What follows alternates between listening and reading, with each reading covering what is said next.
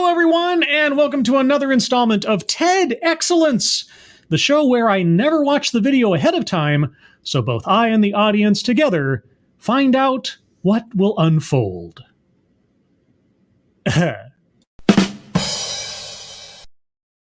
Yes, everyone, welcome again to the show. Happy Thursday to you all. Hope you're all doing well. Quick note before I get into the regular spiel. I was, and had for a brief time, planned on shilling a GoFundMe fundraiser for our friend Twisted Skipster, who needed some help in building a ramp in preparation for possibly the need to have a wheelchair access to his home.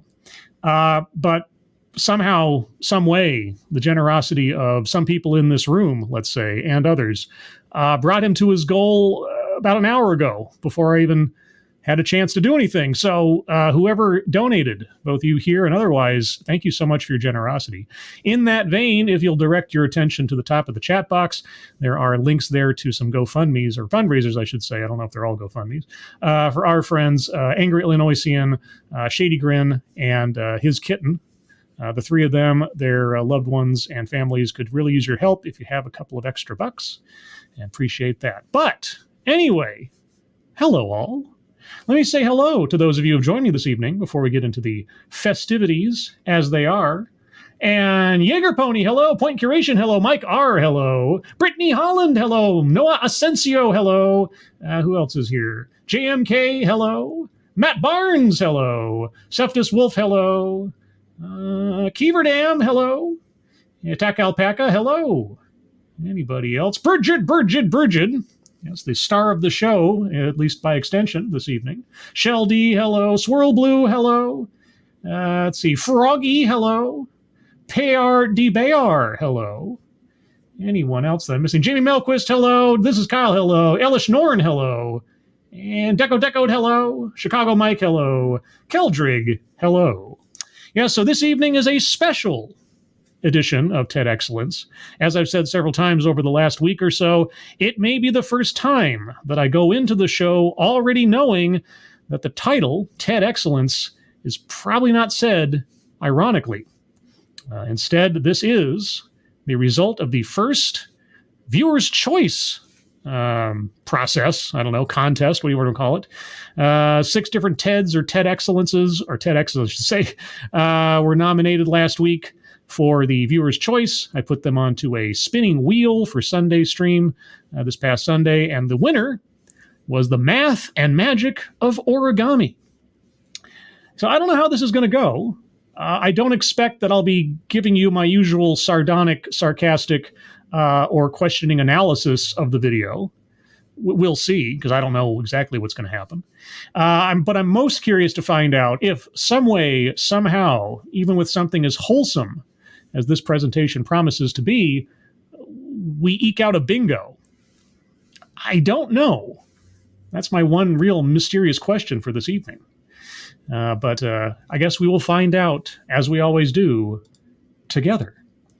Thank you, Keeverdam. What about the asparagus one you did with Monkey? That was a good one. Yes, but I didn't know going into it that it was going to be a good one. You see, I thought it was going to be some kind of snake oil, like, oh, eat enough asparagus and your spine will heal itself. I didn't know what it was going to be. So in this one, I know going into it, more likely than not, given the popularity of the thing and just the subject matter alone, that there's probably nothing ironic about the title of TED Excellence, even though this is, a TED talk. But either way, but thank you, Keeverdam. So with that all being said, I will start off with a few seconds for sound test. Oh, by the way, I should mention, the bingo card this evening is bingo card B. B as in bison. If you would like to participate in the poll that selects the bingo card for each show, be sure to follow me on Twitter. You can find my Twitter handle right there on the screen or in the description, or if you're just listening, it's at scribe_light. And with all that being said, I'll start off with a few seconds for a sound test. You guys tell me if you can hear it, and then we will proceed. Nokia? This is old. I think this is like 13 years old or something at this point, if I remember correctly. Okay. There we go. My talk is Flapping Birds and Space Telescopes. Well, you already sold me. Flapping Birds and Space Telescopes. You guys hear that okay? Let me know. Let's see. Bridget, who was the viewer who selected this for the contest. This is a beautiful talk for sure. Oh, beautiful. Beautiful. Matt Barnes, thank you so much. You don't know that, Scribe. I stand with Kieverdam's comment. It's true. I don't know it. I haven't seen this before, so I don't know. But I have a much better feeling about this one than I did about asparagus for the spine, let's just say. And you would think that should have nothing to do with one another, but I hope by the end of these 18 minutes, you'll see a little bit of a relation. 18 minutes? Well, you've only got 1542 of those 18. Just as an editorial note, there was some kind of weird TED promotional piece that was attached to the end of this presentation that went on for like 2.5 minutes or something. I cut that out because it had nothing to do with anything and was just music and talking, which I'm pretty sure was probably copyrighted. So, yeah. So I don't know where you're getting. You must have talked really fast through this then, dude. It ties through origami. Okay. So let me start. What is origami? Mm-hmm. Most people think they know what origami is. It's this: flapping birds, toys, cootie catchers, that sort of thing. And that is what origami used to be. Well, you see, now this one here, I remember this one here was the one where you did the little rhyme or something, right? You had to pick a number, and it was the fortune teller thing. Yeah, we did that all the time in school.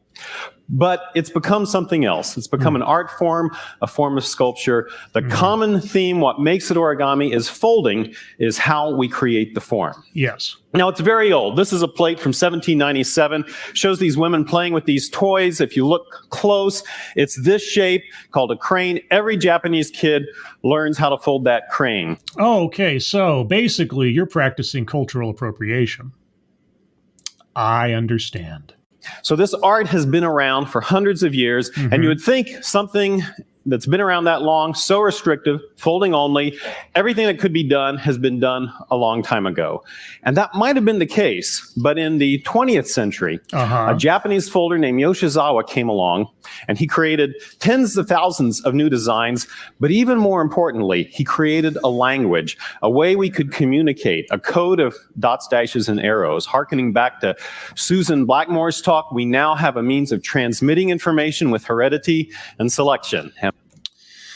Okay, so the first thought that comes to my mind is, what secret message did the unicorn give us at the end of Blade Runner? And we know where that leads. Okay. And where it has led in origami is to things like this. This is an origami figure. One sheet, no cuts, folding only. What? Seriously? One sheet, no cuts, folding only. That entire thing. Okay. Yeah, no, I'm impressed. Hundreds of folds. Yeah. This too is origami, and this shows where we've gone in the modern world. Naturalism, detail, you can get horns, antlers, even if you look close, cloven hooves. And it raises a question, what changed? A lot of time on their hands. Literally. But just for fun, because I'd be surprised if we're going to circle many squares tonight. I'm just going to go over the bingo card one time for the heck of it. Anecdote that probably never happened. Self-vilification or wretchedness, systemic institutional. Maybe in a way. We'll see. Weightless example. If I took that literally, then perhaps. But a word salad, no. Leaves out vital context. Collectivizes own demographic. Well, it's possible. White supremacy. I don't think so. A list. We could see a list. I could see something like a formal list. Privilege. Sales pitch for product or service. Unless he's got like an origami school he's pitching. I don't know. Or a book or something else. Plays victim. Okay. Attempt to coin new buzzword, buzz phrase. Given the fact that this is 13 years old, I don't think anything said in here could be considered new, but we'll see. Wage gap. Or maybe new for the time. It's hard to say. Wage gap, patriarchy, feminism, mind reading assumes motives. possible, depending. Diversity, equity, and inclusion. I'd be surprised given how old this is, but you never know. Marginalization. Argumentative non sequitur. I don't know if there's an argument going here, but we'll find out. Childhood or family anecdote, that's possible. Contradicts own point or argument. Benevolent condescension, and microaggressions, unconscious bias. So out of all the squares, I could see maybe 4 or 5 possibly coming up as a natural course of a presentation, but you never know. What changed is something you might not have expected. Was it the bikini? I don't know. Thank you, Matt Barnes. I've got too much time on my hands. I don't know. I can't think of. I know how that song goes in my head, but it's not coming to me right now. Time on my. Yeah. Oh God. I'm terrible. And Chicago Mike had the exact same thought because great minds think alike. Too much time on my hands, and I forget the tune. Of course, at the moment that I would need to know this. Time on my hands. I don't know the words. It's Elton John, right? Undercover. And I guess that's why they call it the blues. Do do do do do. I tried. It wasn't very successful, but I tried. It took me a minute.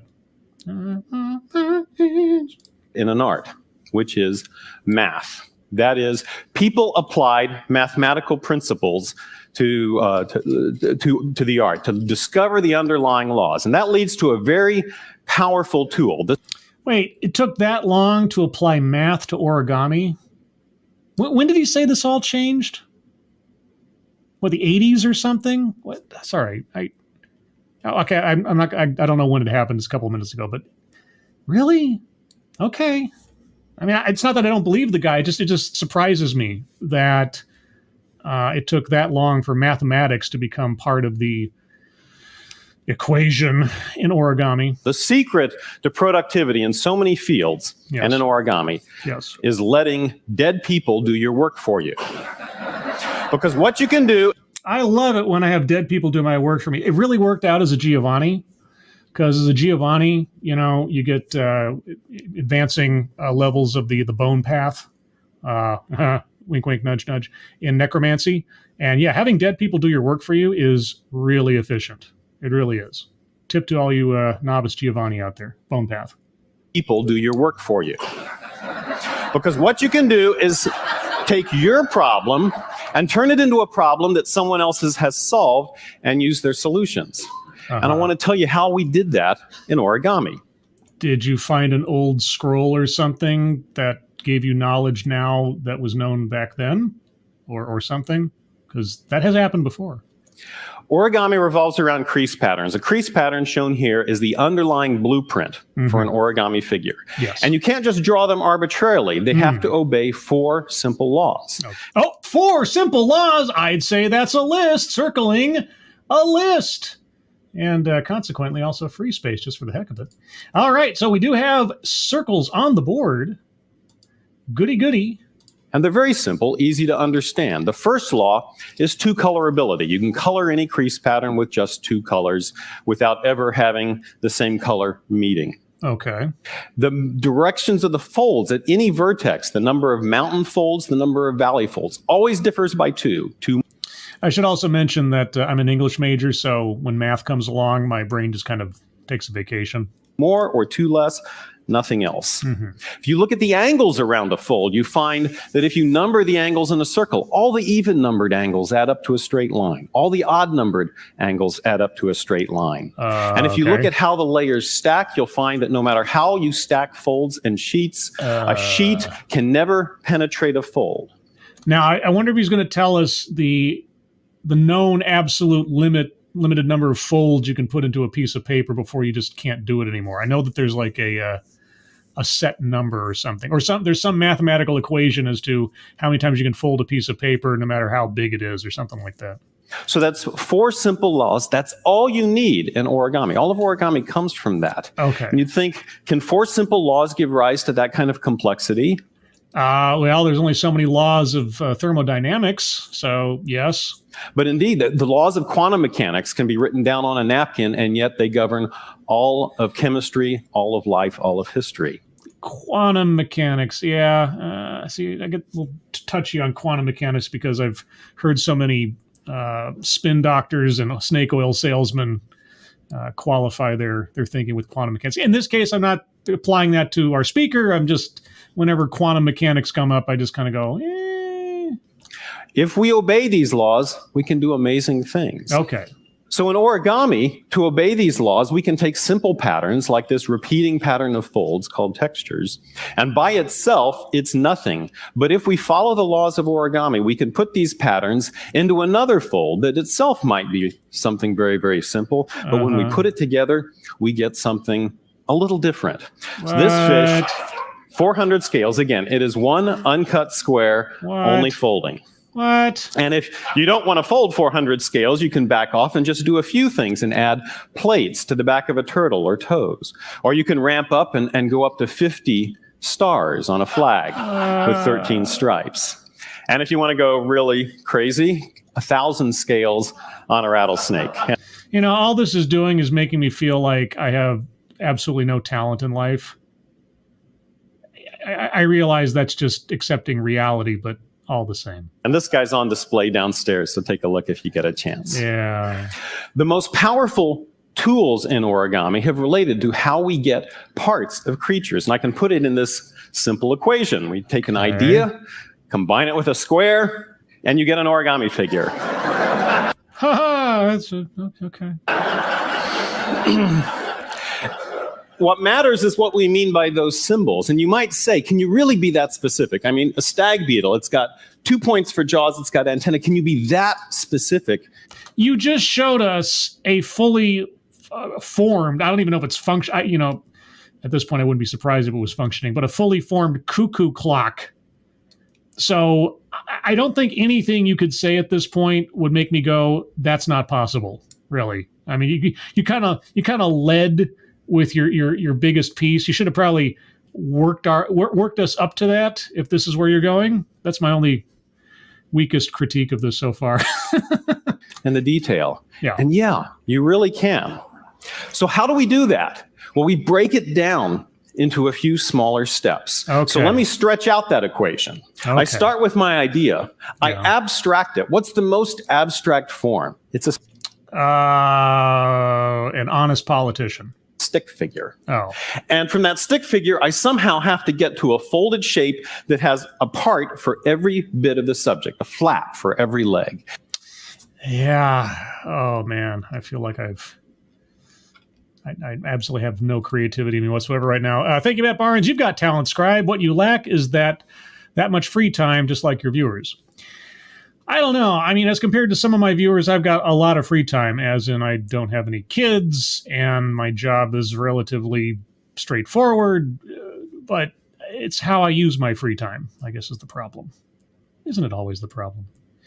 And Anthrax Allen repeats what I said earlier. Also, isn't this cultural appropriation? Some doofy old white guy talking about ancient Asian art. Well, yeah, I would be curious to know if this had come out today rather than 13 years ago, what kind of comments might have ended up in the comments section of the video. Now, I haven't looked at the comment section of the video, so I don't know, but I can only imagine, and I can imagine quite a bit.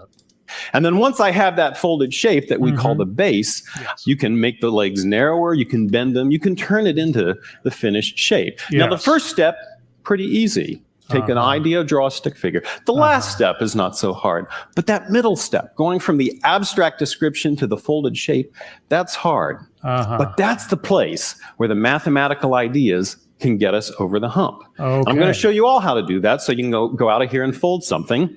But we're going to start small. This base has a lot of flaps in it. We're going to learn how to make one flap. One flap. Okay, I'm pretty sure I could handle one flap. Should I be like following along? Bridget. This is his job, Scribelight. His job is making origami. Oh, hey, nice work if you can get it, I guess. I suppose. But I'm not a mathematician. How would you make a single flap? Fold a piece of paper a couple of times. Take a square, fold it in half, fold it in half, fold it again, till it gets long and narrow, and then we'll say the end of that. That's a flap. See, I was right. You folded a couple of times. Hey, I win. Could use that for a leg, an arm, anything like that. What paper went into that flap? Well, if I unfold it and go back to the crease pattern, you can see that the upper left corner of that shape is the paper that went into the flap. So that's the flap, and all the rest of the paper is left over. I can use it for something else. Okay. Well, there's other ways of making a flap. There's other dimensions for flaps. If I make the flap skinnier, I can use a bit less paper. If I make the flap as skinny as possible, I get to the limit of the minimum amount of paper needed. And you can see there, it needs a quarter circle of paper to make a flap. Okay. There's other ways of making a flaps. If I put the flap on the edge, it uses a half circle of paper. And if I make the flap from the middle, it uses a full circle. So no matter how I make a flap, it needs some part of a circular region of paper. The word flap is going to give me a complex from now on, isn't it? So now we're ready to scale up. What if I want to make something that has a lot of flaps? What do I need? A lot of folds? I need a lot of circles. Oh. And in the 1990s, origami artists discovered these principles and realized we could make arbitrarily complicated figures just by packing circles. See, and again, that's the part that really just kind of surprises me. And that's not being contrarian here or anything. It just surprises me that the idea of mathematics being a part of something like this apparently only came to be within modern times. Because if you think about how mathematics had to play a role in the most ancient of structures in civilization, like the pyramids, just as the most, notable example, the idea that mathematics was not used actively and deliberately in origami up until the 90s or the 80s or whatever, it is very surprising. And here's where the dead people start to help us out. Okay. Because lots of people have studied the problem of packing circles. I can rely on that vast history of mathematicians and artists looking at disk packings and arrangements, and I can use those patterns now to create origami shapes. Okay. So we figured out these rules whereby you pack circles, you decorate the patterns of circles with lines according to more rules. That gives you the folds. Those folds fold into a base. You shape the base, you get a folded shape, in this case, a cockroach. Okay. And it's so simple.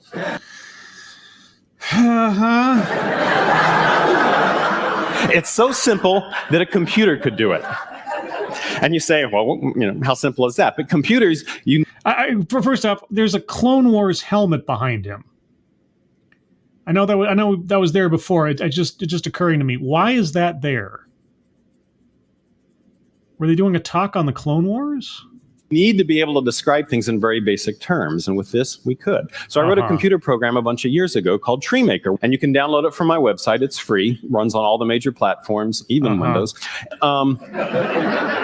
And you just draw a stick figure, and it calculates the crease pattern. It does the circle packing, calculates the crease pattern, and if you use that stick figure that I just showed, which you can kind of tell it's a deer, it's got antlers, you'll get this crease pattern. And if you take this crease pattern, you fold on the dotted lines, you'll get a base that you can then shape into a deer. Okay. With exactly the crease pattern that you wanted. And if you want a different deer, it's not a white-tailed deer, but you want a mule deer or an elk, you change the packing and you can do an elk. Or you could do a moose, or really any other kind of deer. These techniques... Is a moose a deer? A female deer? Ray, the guy I met last week? No, sorry. Revolutionized this art. We found we could do insects, spiders, which are close, things with legs and wings, things with legs and antenna, and if folding a single praying mantis from a single uncut square wasn't interesting enough, then you could do two praying mantises from a single uncut square. She's eating him. I call it snack time. And you can do more than just insects. This you can put details, toes and claws. Wow. Grizzly bear has claws. This tree frog has toes. Actually, lots of people in origami now put toes into their models. Toes have become an origami meme because everyone's doing it. Uh-huh. You can make multiple subjects. So these are a couple instrumentalists, the guitar player from a single square, the bass player from a single square. I just sitting in wonderment. Matt Barnes, thanks so much. He pitched a business. Did he? Okay, maybe just washed over me as I was watching all this. What business did he pitch? Sorry. You don't have to super chat me the answer. I'll keep an eye out. But what business was he pitching there? Just give me a quick note, Matt Barnes or anybody else. His website. Oh, is his website a business? His program. Oh, his computer program. Oh, downloadable for free. Well, I mean, it doesn't say that the product or service has to be something you pay for. So, you know what? I'll accept it. Given the fact that we'll probably get very few squares on this sucker, I'm circling sales pitch for product or service.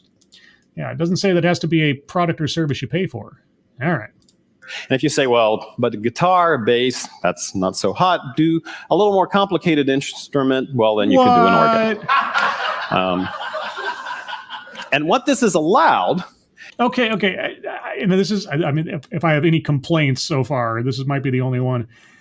Is this only going to be showcasing the results of the process?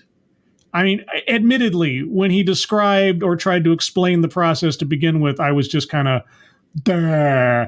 But, okay, yes, you can do a lot of crazy things with math and paper. I get it.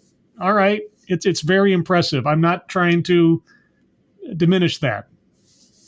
What exactly, where are we going? Just origami's cool? I guess that's fine. Is the creation of origami on demand. Is that, wait a second. That guy looks familiar. Is that, see, I don't know if this is, but when I look at this guy, I think of the guy who founded the Daily Kos. For those of you that remember the Daily Kos, if it's even still in existence anymore, and I know that it's based on the guy's name, but I can't remember his name. But is that the guy from the Daily Kos? And so now people can say, well, I want exactly this and this and this, and you can go out and fold it. Uh-huh. And sometimes you create high art, and sometimes you pay the bills by doing some commercial work. But I want to show you some examples. Everything you'll see here, except the car, is origami. その伝説はよく知られている。それは山を支配する。それは注物を支配する。Okay, well, this is a sales pitch for a product or service buried within the presentation, so I'm hoping that this isn't by audio somehow copyrighted. That would be awkward. The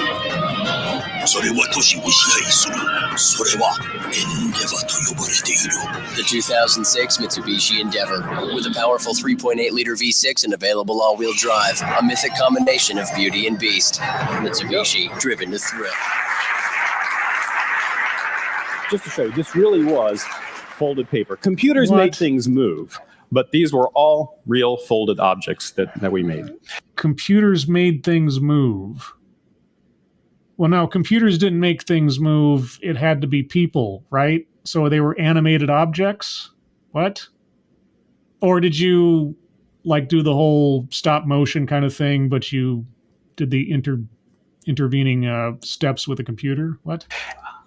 And we can use this not just for visuals, but it turns out to be useful even in the real world. Surprisingly, origami and the structures that we've developed in origami turn out to have applications in medicine, in science, in space, in the body, consumer electronics, and more. And okay, I could see that. How about a stent?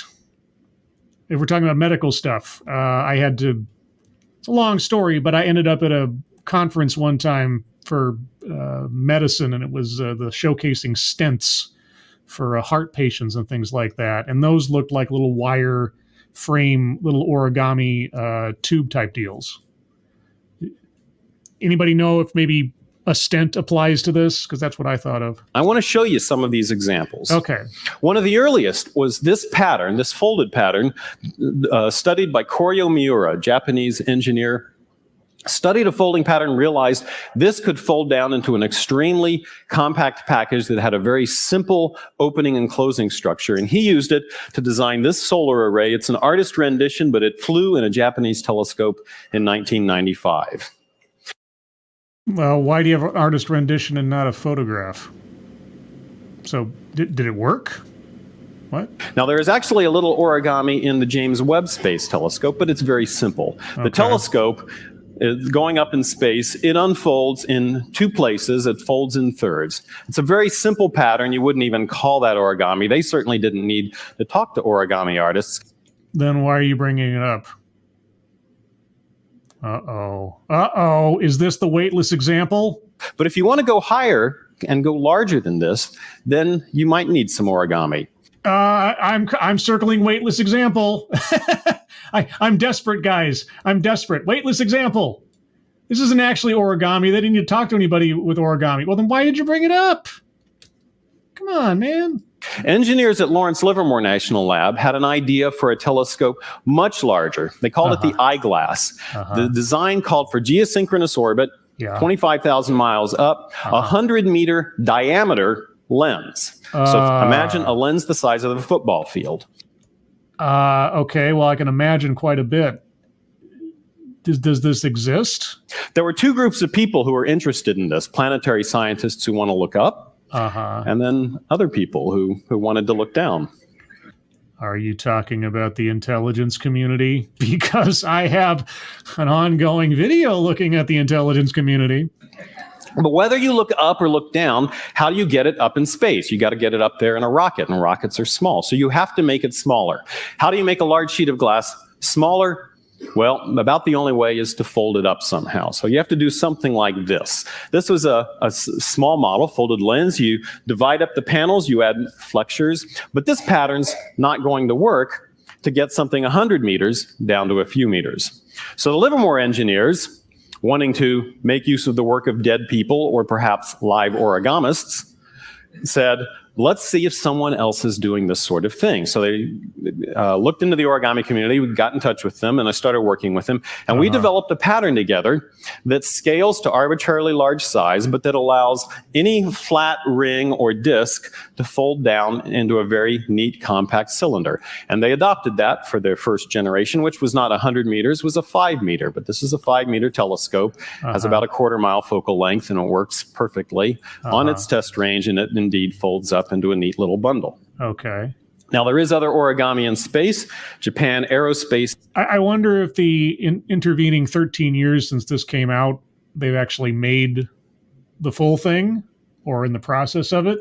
Because, again, this is over a decade old as far as I know. Agency flew a solar sail, and you can see here. A solar sail? And you've got a Clone Wars helmet behind you? Uh-oh, are we going to have some Count Dooku action going on now? That the sail expands out and you can still see the fold lines. The problem that's being solved here is something that needs to be big and sheet-like at its destination, but needs to be small for the journey. Yes, okay. Thank you again, Matt Barnes. I would figure out how to get it up in space.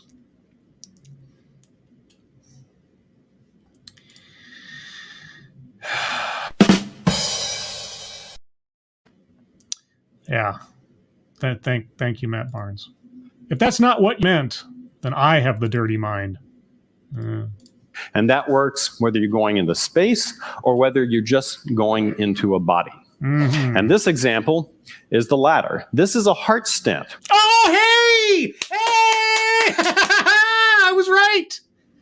I was right! No, I swear to God, guys, I've never seen this before. I have never seen this before. That was the first thing that came to my mind when he talks about medicine and origami. Hey! I'm so proud of myself. Oh, I'm so happy now. Oh, I'm almost as happy as when I found out that CNN Plus is going down. Yeah, it's great. Dang. I'm so impressed with myself right now. Developed by Zhang Yu at Oxford University.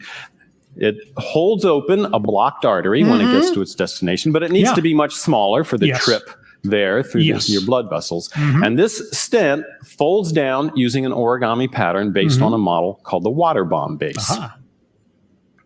Airbag designers also have the problem of getting flat. I can't tell you how happy that makes me that I thought of that. That was my first thought, and that was the example for medicine. I know. And I swear to God, I have not seen this. I did not know what he was going to say. Oh, that makes me happy. Maybe I'm remembering them talking about this because, God, how long ago was that conference I went to? Let's see, I was... no, I mean, it was a lot further, well, I don't know. Either way. Sheets into a small space, and they want to do their design by simulation. So they need to figure out how in a computer to flatten an airbag. And the algorithms that we developed to do insects turned out to be the solution for airbags to do their simulation. And so they can do a simulation like this. Those are the origami creases forming, and now you can see the airbag inflate and find out, does it work? And that leads to a really interesting idea. Where did these things come from? What things? The hard stent came from that little blow-up box that you might have learned in elementary school. It's the same pattern called the water bomb base. The airbag flattening algorithm came from all the developments of circle packing and the mathematical theory that was really developed just to create insects, things with legs. The thing is that this often happens in math and the science. When you get math involved, problems that you solve for aesthetic value only, or to create something beautiful, turn around and turn out to have an application in the real world. Art is in the real world. Okay. And as weird and surprising as it may sound, origami may someday even save a life. Thanks. Whoa, wait a second. That's John Knoll. Or Knowles? Anyway, okay, now the Clone Wars helmet makes sense. Okay, this guy was the head of, I think, visual effects at Lucasfilm for the entire prequel trilogy. He was the guy, I think, primarily who came up with the idea for the plot of Rogue One. And I think it was him and his brother who invented or developed Photoshop. Unless I'm completely off base here, I believe that is John Knoll. Okay, so like is that Al Gore? What what event was this? Is that Al Gore? Oh, okay. Yeah. Okay. Well, wait, is that Jeff Skilling? Is that the head of Enron at the time? No, probably not. But either way, for some reason, this guy looks like Jeff Skilling. This guy looks familiar. Actually, he looks like the guy from Mad Men, but I don't think that's him. Anyway, I'm sure all these people are very famous for something or another. That's crazy. That is crazy. Okay. Mr. Tickle Trunk says Al Gore did an environmental talk that year, Scott. Okay. All right. Well, there you go. Front rows reserved for VIPs. I guess so. Yeah. Okay. Well, guys, probably one of the shortest TED Excellences I've ever done because I had very little, obviously, to add or say. I learned something. That's for sure. I impressed myself with my own either memory or imagination. I'm not quite sure which. I may have been remembering something I saw at that conference years and years ago. But again, that was the first thing that came to my mind, stents. And all right. Let's see. ZG Adawari. There usually aren't VIPs at TED Talks, though. Well, you see, 13 years ago, this is when TED was like the premier thing. You go back far enough, TED was like the place to be. That was where all the really certified experts and high rollers in society went to speak their piece. So this far back in time, I can believe it. Whereas today, you get things like Lizzo, or Lily Singh. Oh, how the mighty have fallen. Thank you, Point Curation. Origami having applications is like noticing the music of reality and being able to anticipate the next notes, sharing lots of that writing with Scribe. Yes, you're writing to me, and I'm reading your writing. Reading your writing? Thank you, Point. So, I mean, this is, as Mr. Tickletrunk says, TED Talks used to be cool. I think something else to be learned here is, the evolution of the TED Talk, the descent of quality of the TED Talk. Now, admittedly, I haven't watched every TED Talk that's been published in the last, say, 5 years. I have focused primarily on TEDx Talks, and I'm not going to say that every TED Talk now is terrible as compared to TED Talks from 10 years ago. It's just the propensity of these talks to not be seemingly not be of the same quality or held to the same standards as they used to be in the olden days.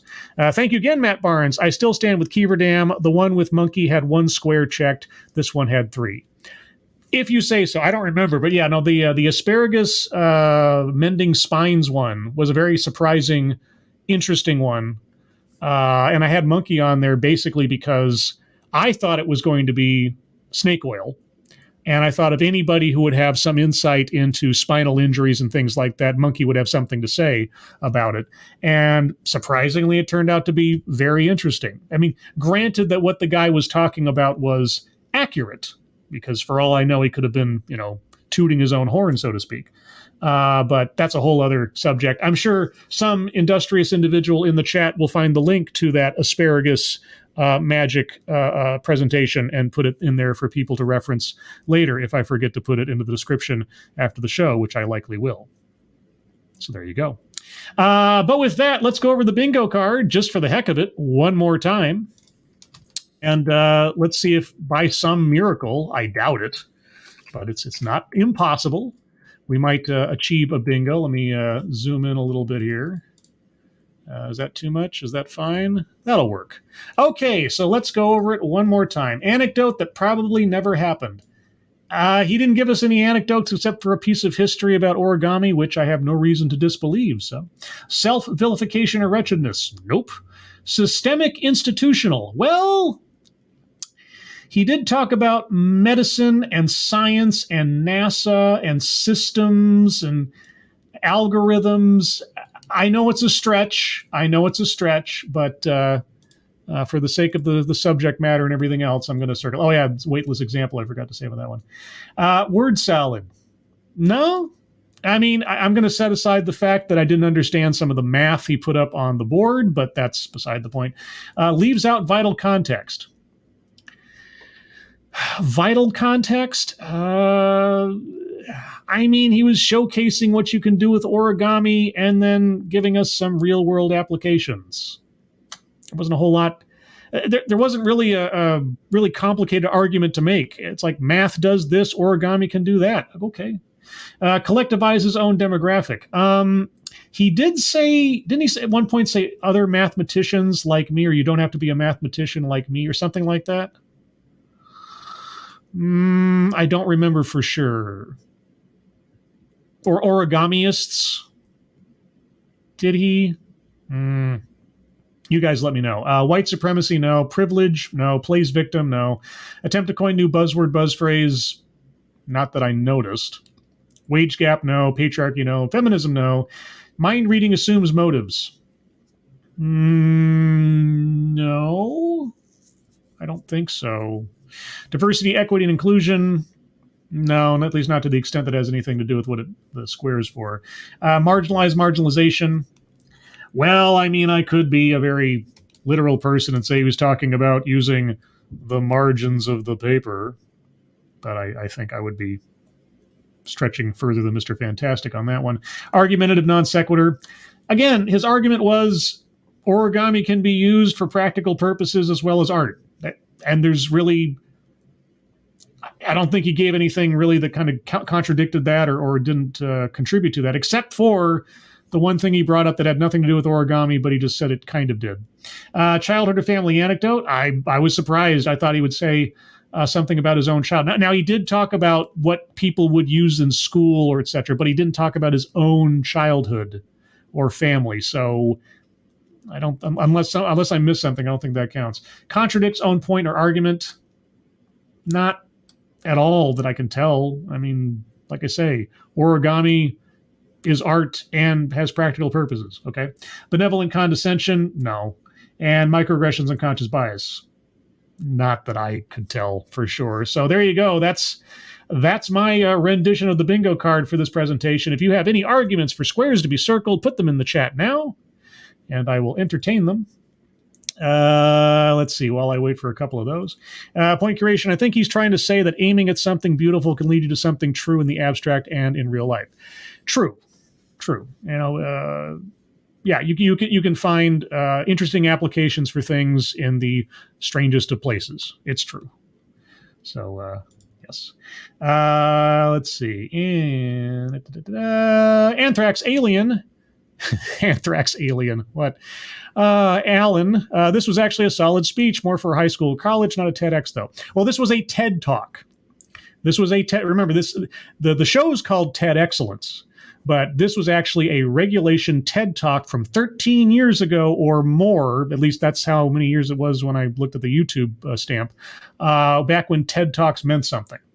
So yeah, this was an actual legitimate TED Talk from back in the day. ZG Azawari.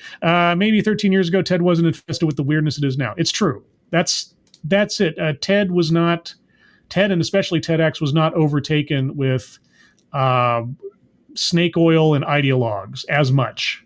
I'm sure there were examples of goofy stuff back then too, but again, I'm not even sure TEDx existed that far back. I could be mistaken. But the standard to make it to a TED stage was really high, and I'm pretty sure that's altered quite a bit now.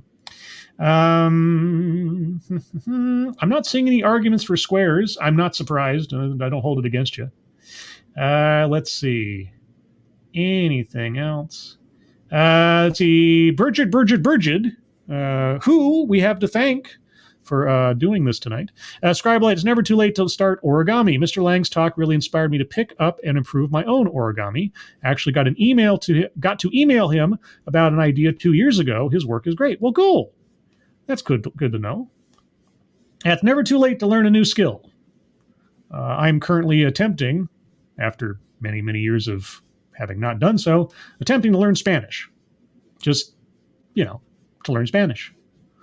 Actually, I was challenged by a friend who was in Mexico who said that for their birthday, I could learn Spanish.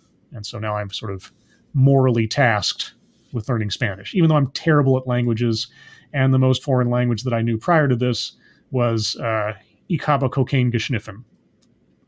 So there you go. Anthrax says, I haven't been called alien since back in the day. Scribbles, LOL, you and Monkey fought over it. Did we? We probably did. By the way, if you didn't already know, I think it was yesterday, but either way, happy birthday to Ranting Monkey and to Satsu's 2 cents and to Some Dumb American. All three of them share birthdays within the same range of days.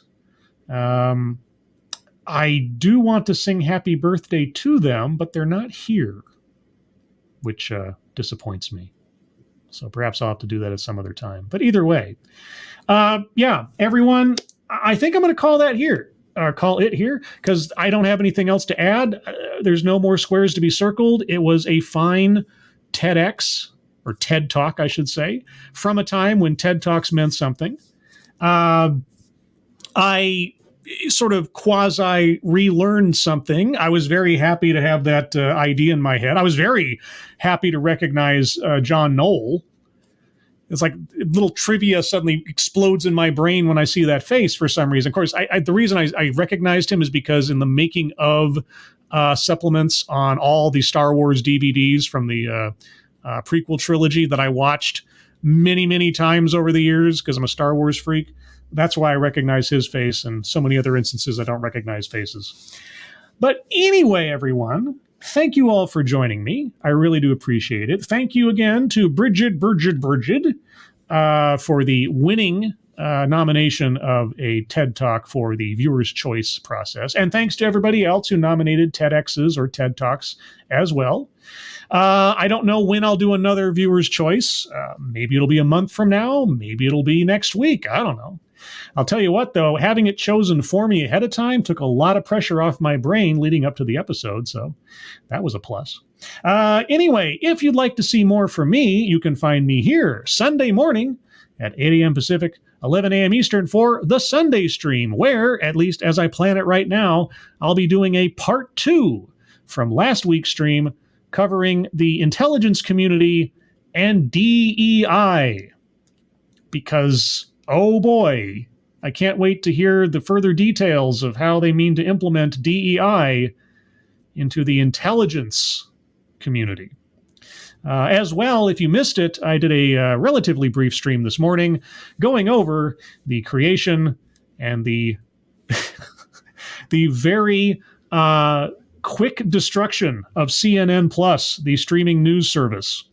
So if you're interested in that, you can find that on my page right now. But with that, everybody, again, thank you for joining me. Moderators, thank you for keeping an eye on things. Even though everyone here is so well behaved, you have very little to do. Everybody who donated, either to myself and most especially to anybody who has a GoFundMe link to the top of the chat box there, and as well to anybody who donated to Twisted Skipster and the project to get the wheelchair ramp built. Thank you, thank you, thank you so much for your generosity. It really is appreciated. Everyone, have a good rest of your Thursday. Have a good rest of your week. Have an excellent weekend. I hope you are all safe and well. If you are not well, please get well soon, and I will see you on the next one. Take care.